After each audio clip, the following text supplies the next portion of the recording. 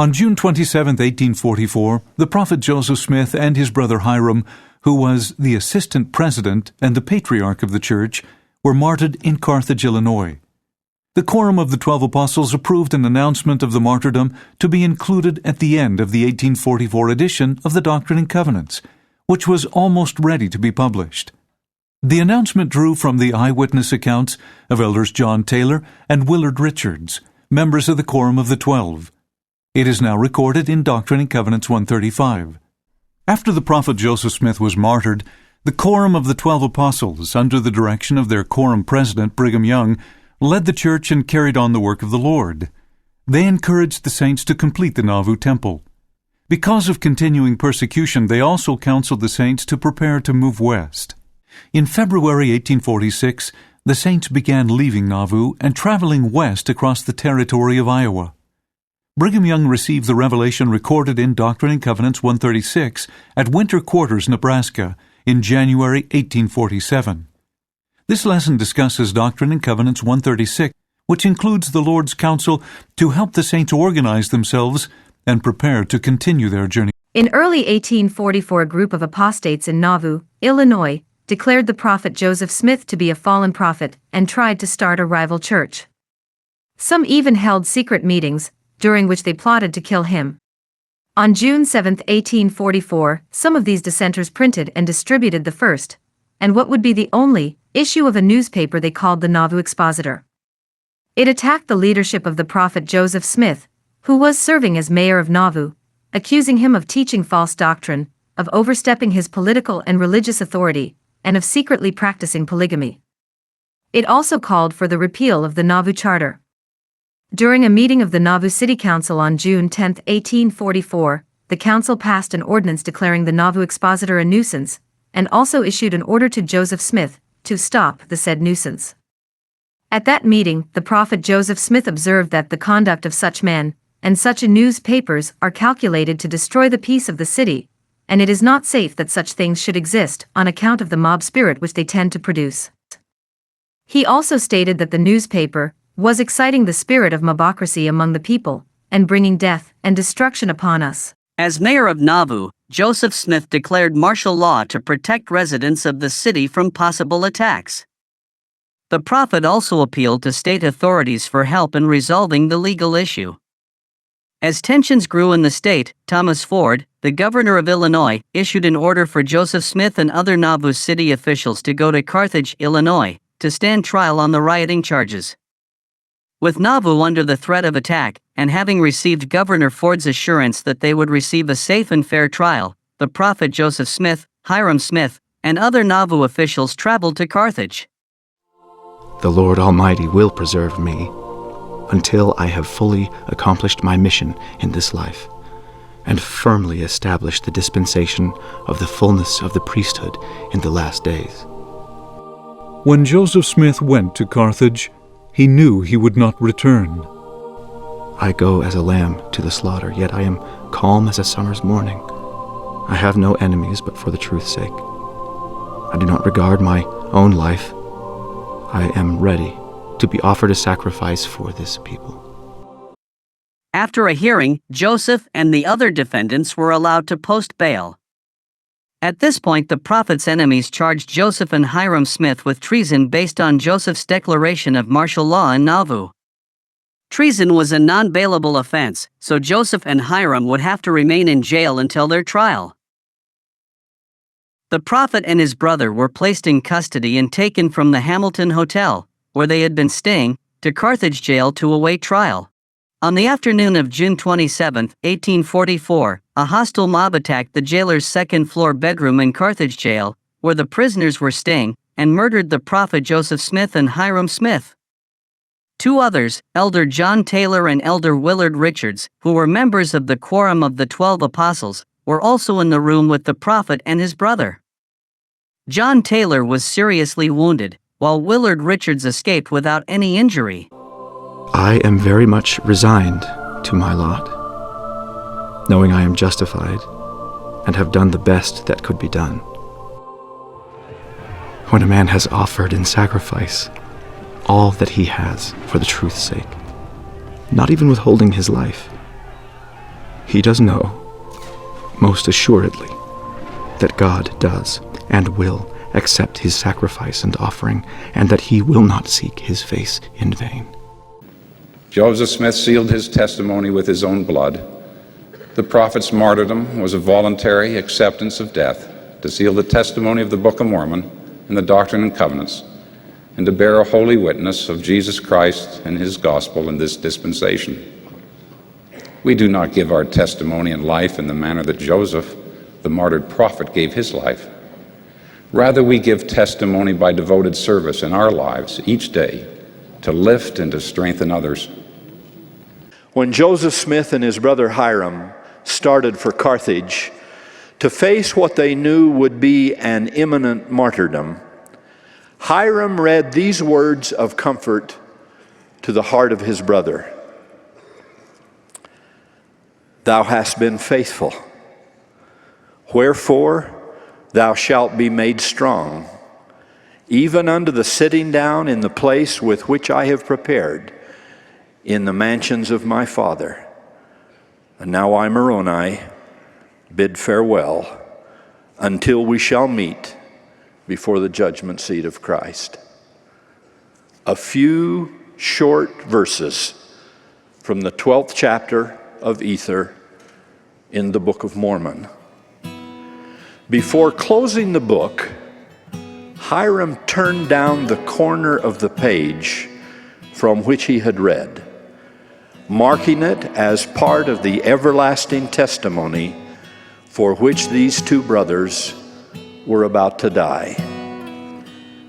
I hold in my hand that book, the very copy from which Hiram read, the same corner of the page turned down, still visible. Later, when actually incarcerated in the jail, Joseph the prophet turned to the guards who held him captive and bore a powerful testimony of the divine authenticity of the Book of Mormon. Shortly thereafter, pistol and ball would take the lives of these two testators. As one of 1,000 elements of my own testimony of the divinity of the Book of Mormon, I submit this as yet one more evidence of its truthfulness. In this their greatest and last hour of need, I ask you, would these men blaspheme before God by continuing to fix their lives, their honor, and their own search for eternal salvation on a book, and by implication a church and a ministry they had fictitiously created out of whole cloth? Never mind that their wives are about to be widows and their children fatherless.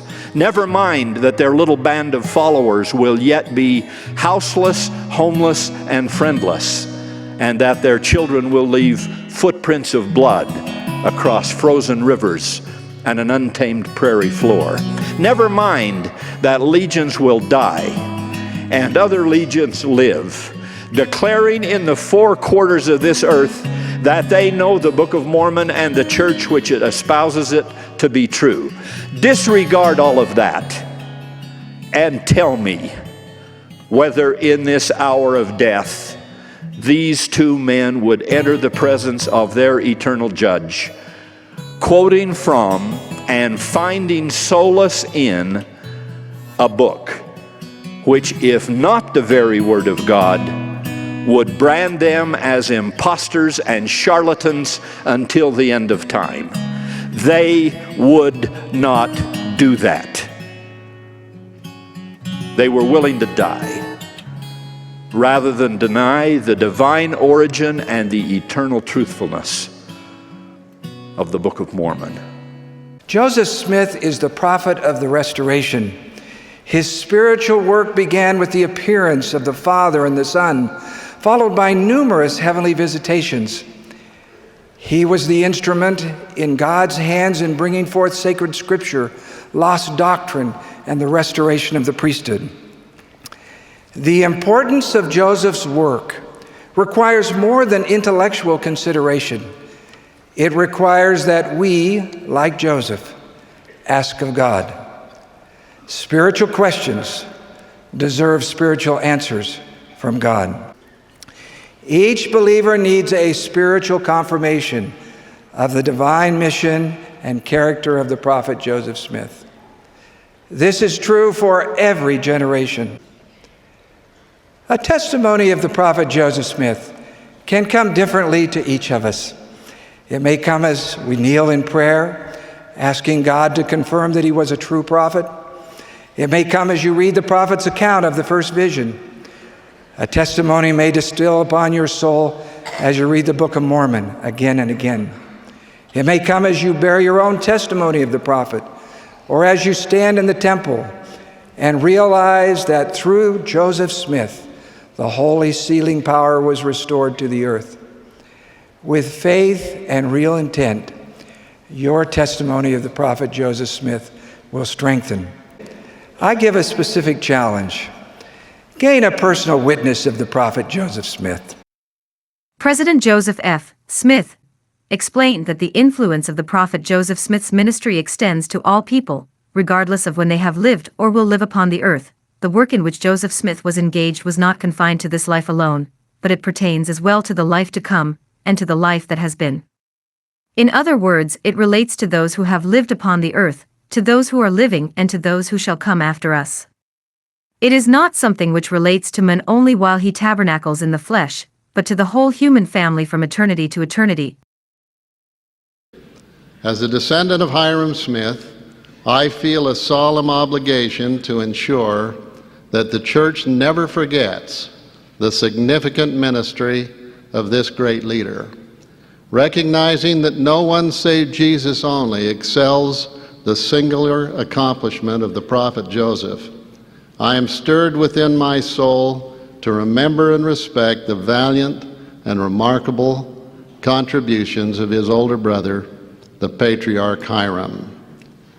In September of 1840, Joseph Smith Sr. gathered his family around him.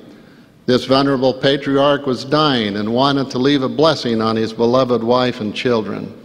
Hiram, the eldest living son, asked his father to intercede with heaven when he arrived there, so the enemies of the church may not have so much power over the Latter-day Saints. Father Smith then laid his hands upon Hiram's head and blessed him to have peace sufficient to accomplish the work which God has given you to do. Knowing of Hiram's lifelong faithfulness, he concluded this last blessing with the promise that Hiram would be as firm as the pillars of heaven unto the end of his days. This blessing identified Hiram's strongest characteristic. More than anything else, he was firm as the pillars of heaven. Throughout Hiram's life, the forces of evil combined against him in an attempt to defeat him, or at least to prompt him to stray off course. After his older brother Alvin's death in 1823, Hiram bore significant responsibility in the Smith family. At the same time, he assisted and served his brother Joseph the prophet throughout the long and arduous process of the restoration. Ultimately, he had joined Joseph and other martyrs of past gospel dispensations. His blood was shed as his final testimony to the world. Through it all, Hiram stood firm. He knew the course of his life would take, and he consciously chose to follow it. To Joseph, Hiram became companion, protector, provider, confidant, and eventually joined him as a martyr. Unjust persecution engulfed them throughout their lives. Although he was older, Hiram recognized his brother's divine mantle. While he gave Joseph strong counsel on occasion, Hiram always deferred to his younger brother. Speaking to his brother, Joseph once said, "Brother Hiram, what a faithful heart you've got. Oh, may the eternal Jehovah crown eternal blessings upon your head as a reward for the care you've had for my soul. Oh, how many are the sorrows we have shared together. President Heber J. Grant described Hiram's great loyalty to his brother. There is no better example of an older brother's love than that exhibited in the life of Hiram Smith for the prophet Joseph Smith. They were as united and as affectionate and as loving as mortal men could be. There was no place for jealousy in the heart of Hiram Smith. No mortal man could have been more loyal, more true, more faithful in life or in death than was Hiram Smith to the prophet of the living God. When word that Joseph Smith had been killed reached the apostles, they were stunned. Brigham Young said he felt as though his head would crack. Before Joseph Smith's death, I think many of the 12 wouldn't have assumed that they would be leading the church. I think a lot of them just felt that Joseph Smith would be the prophet until the second coming. The scattered leaders were left to respond to the challenges the saints faced. After hearing about the martyrdom, Sidney Rigdon, the surviving counselor in the First Presidency, suggested that the leaders meet with him in Pittsburgh to hold a council. In a letter, Brigham Young replied that the apostles would return as quickly as possible to Nauvoo instead. After we have rested and mourned for our martyred brethren, we will sit down together and hold a council on the very ground where sleeps the ashes of our deceased friends. Brigham Young. But in the weeks of waiting, Emma expressed concern about her family's financial situation. She pressed to have Stake President William Marks appointed as a trustee in trust to manage church finances. Emma needed to feel secure. She needed a sense of financial stability. And so she wanted action immediately, someone appointed as trustee in trust so that she could be taken care of. Members of the 12 that were there in Nauvoo resisted this. They wanted to wait until the entire quorum was present. When Sidney Rigdon arrived in Nauvoo, he presented a different plan. He argued that Joseph Smith could not be replaced, and that as Joseph's counselor, he should be the church's guardian. Parley P. Pratt, one of the few apostles that had already returned, was tending to his garden when he heard Rigdon was holding a public meeting to present his claims. Parley, on receiving this information, dropped his hoe, came to the meeting, and walked on the stand barefoot, his pants rolled up above his ankles, and his shirt sleeves halfway to his elbows, and soon put a stop to the plan. Lewis Barney. There were a lot of reasons that Pratt felt that they needed to wait until the 12 could return to Nauvoo. Over the course of the previous years, the 12 had taken their place as a governing quorum in the church. This was provided for in Revelation as far back as 1835 in what we now have as Section 107 of the Doctrine and Covenants, but it took time for the 12 to grow into this role and for Joseph to entrust them with the keys and the ordinances that they would then be responsible to implement after he was gone.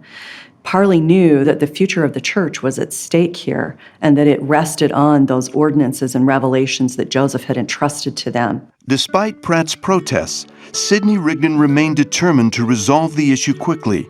As a compromise, William Marks set a date for a meeting in 4 days to consider Rigdon's claims. A group of 5 apostles, including Brigham Young, were still on their way back. The next day, they shared their thoughts about the future as they rode toward Nauvoo. Elder Kimball said he had a dream last evening. In the dream, he was preaching to a large congregation and said the prophet Joseph had laid the foundation for a great work, and it was now for us to build on it. Wilford Woodruff. The members of the 12 were very eager, willing to move Joseph Smith's vision forward. When he was living, they were his strongest supporters. When he died, they didn't have the leader anymore, but they still had that vision. The group arrived back in Nauvoo 2 days before Sidney Rigdon's planned meeting. On August 8th, Brigham Young went to the meeting, organized the congregation as a solemn assembly, and called on the people to choose their course. What do the people want? Although my heart is full of mourning, I feel compelled this day to step forth in the discharge of those duties God has placed upon me. If the people want President Rigdon to lead them, they may have him. But I say unto you, that the quorum of the 12 have the keys of the kingdom of God. Brigham Young. Most of the listening saints received a powerful spiritual witness that God's power was with the 12 and voted to sustain them. In the coming months, several of them wrote about their experience as Brigham Young spoke. It was evident to the saints that the mantle of Joseph had fallen upon him. Wilford Woodruff. If a man had been blinded, he would hardly have known if it were not Joseph. Howard Egan. Near the end of his life, the prophet Joseph Smith committed the priesthood keys of this dispensation to the members of the Quorum of the 12 Apostles.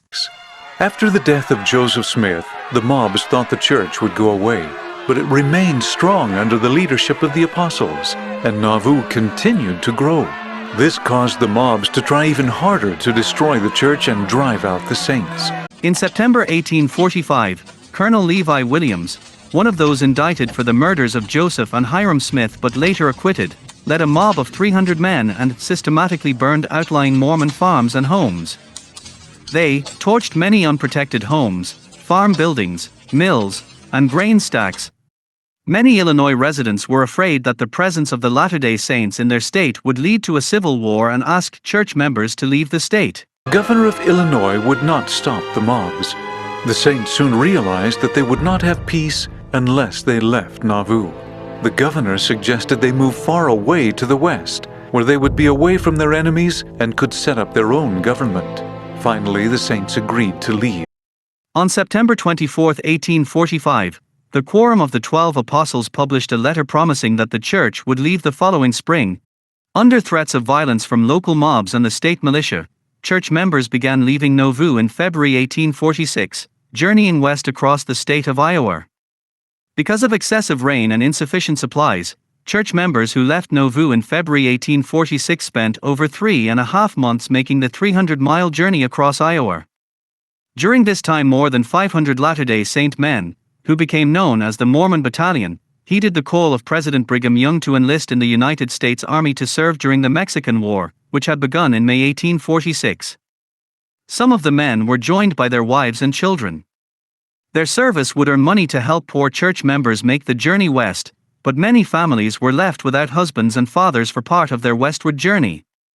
For these reasons, church leaders determined not to continue west to the Rocky Mountains until the spring of 1847 and counseled church members to stay in temporary settlements for the winter. A number of settlements of saints stretched along both sides of the Missouri River. The largest settlement, Winter Quarters, was on the west side, in Nebraska. It quickly became home to approximately 3,500 church members, who lived in houses of logs and in dugouts of willows and dirt. Many people were inadequately sheltered from the cold weather. Diseases such as malaria, pneumonia, tuberculosis, cholera, and scurvy resulted in widespread suffering and death. More than 700 church members died that first winter.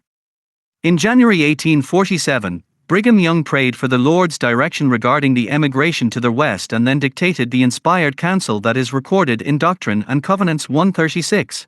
The exiled Latter-day Saints were referred to as the Camp of Israel, the name used anciently for the children of Israel who were led by Moses out of Egypt. The deliberate use of this name suggested that modern Israel could be blessed during its journey through the wilderness and eventually be led to a permanent home just as ancient Israel had been.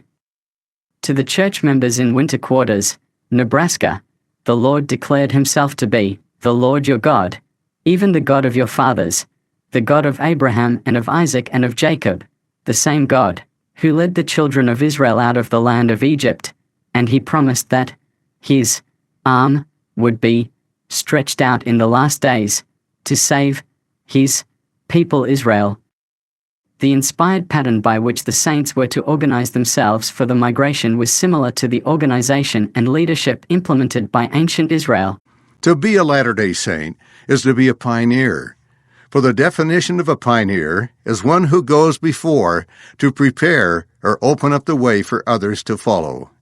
And to be a pioneer is to become acquainted with sacrifice. Although members of the church are no longer asked to leave their homes to make the journey to Zion, they often must leave behind old habits, long-time customs, and cherish friends. Some make the agonizing decision to leave behind family members who oppose their church membership.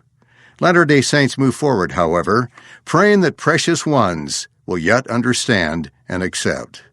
The path of a pioneer is not easy, but we follow in the footsteps of the ultimate pioneer, even the Savior, who went before, showing us the way to follow.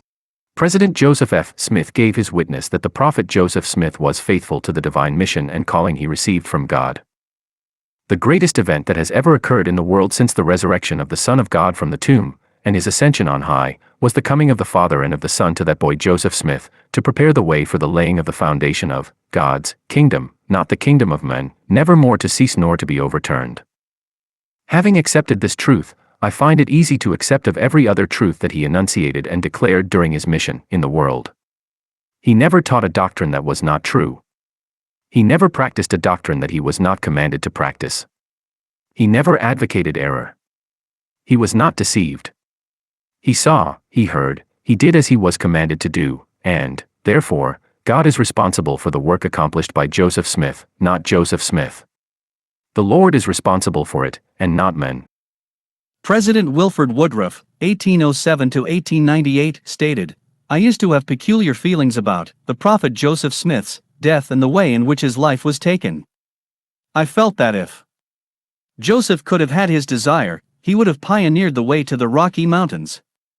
But since then I have been fully reconciled to the fact that it was according to the program that it was required of him, as the head of this dispensation, that he should seal his testimony with his blood, and go hence to the spirit world, holding the keys of this dispensation, to open up the mission that is now being performed by way of preaching the gospel to the spirits in prison." President Joseph F.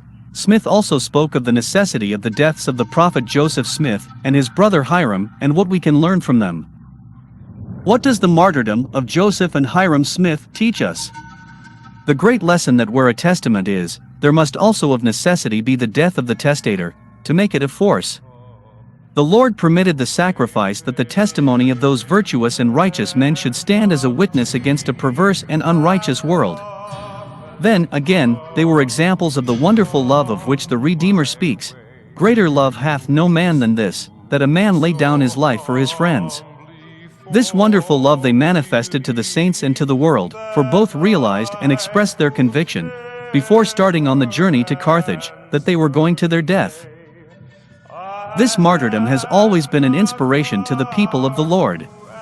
It has helped them in their individual trials, has given them courage to pursue a course in righteousness, and to know and to live the truth, and must ever be held in sacred memory by the Latter-day Saints who have learned the great truths that God revealed through his servant, Joseph Smith. And now, after the many testimonies which have been given of him, this is the testimony last of all, which we give of him, that he lives. For we saw him, even on the right hand of God, and we heard the voice bearing record that he is the only begotten of the Father, that by him and through him and of him the worlds are and were created, and the inhabitants thereof are begotten sons and daughters unto God. This group provides videos to help encourage gospel study. This is not an official church site. The materials used are all provided by the Church of Jesus Christ of Latter-day Saints, Salt Lake City, Utah, and those videos and images used under license through a subscription to CyberLink Power Director, unless otherwise noted.